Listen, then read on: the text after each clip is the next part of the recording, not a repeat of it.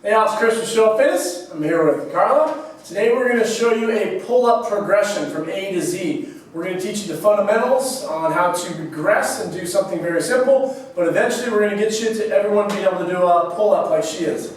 Hop on up there. That's a pronated grip. This is a pull-up. We're going to show you the modifications and the different ways to do them. So she's getting her chin over the bar, and very good. Nice. So let's take a look at a chin-up real quick. Switch your grip. Now we have our hands in a supinated grip. So what's the main difference? Why is this one easier? We're going to look at the anatomy real quick, and then we're going to break down some different exercises. Good.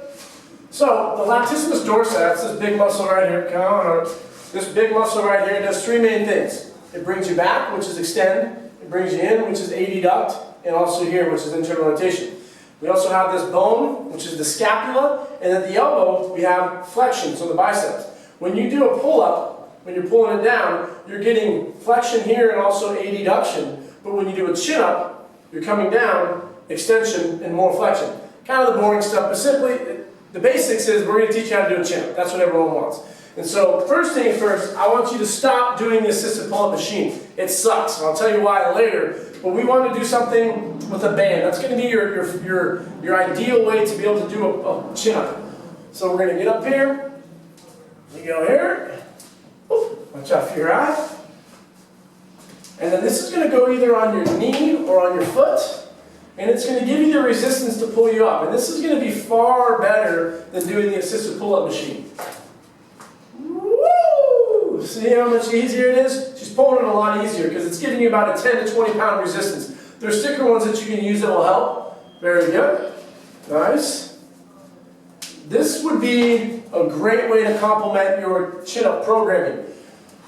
Now, if you don't have a band, which a lot of you may not, a partner-assisted pull-up or chin-up is going to be maybe even better, working on the eccentrics. And so you got to be a little careful. If you're maybe 10 to 20 pounds overweight, I would not suggest doing the eccentrics. Maybe regress and do like an Aussie, because it could be a lot of wear and tear on your shoulder, especially if you're a beginner. So let's pretend like Carla cannot do a chin-up. What I would do is, let's do it this way.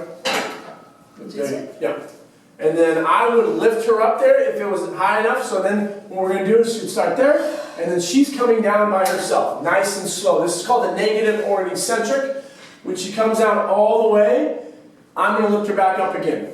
And good. And she's eccentrically coming down. This is really going to strengthen her lats and overload them to help her be able to do that chin-up. The same can be seen with push-ups and other hard body weight exercises. Now we're going to show you another regression. Let me get over here to do the Aussie pull-ups. Do you know why they call them an Aussie? How? Because you're down under. I told you, it's a funny one. So what you're going to do is you're going to get under it in a pronated grip.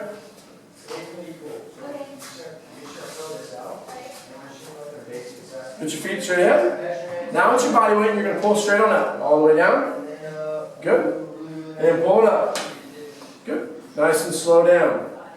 This is mimicking a chin-up and a pull-up. This would be a pull-up position here. Working the middle part of the back, which is stereotypically very underdeveloped. If you want to make it harder, move your feet further away.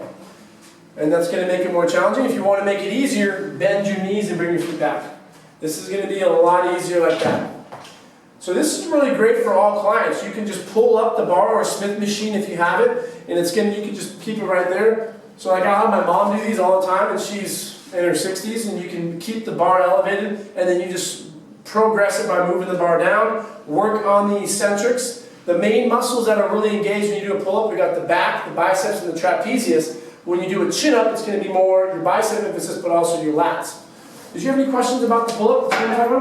I want to know if I do a lot of pull-ups, if you're going to grow my trapezius. So a lot of girls freak out about bulking up their traps and their quads, quadzilla. Well, when you do a pull-up, your traps will be engaged. They're not going to bulk out of this world and get huge. I would be more concerned about exercises like maybe lateral raises, or if you're doing upright rows. Those may have a a propensity to help those grow a little more. But chin-ups, if anything, it's just going to help your arms get a lot sleeker. You know, she has a pretty good definition right there. You can see the deltoid, the biceps, and the triceps. You're just going to get that lean, sexy look from doing chin-ups, and when you're able to do those, that's just going to come in.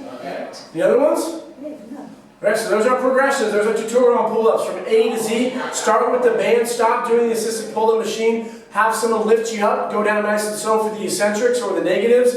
Do your Aussies, 3 to 4 times a week, and before you know it, you're going to be doing pull-ups. Have a good one.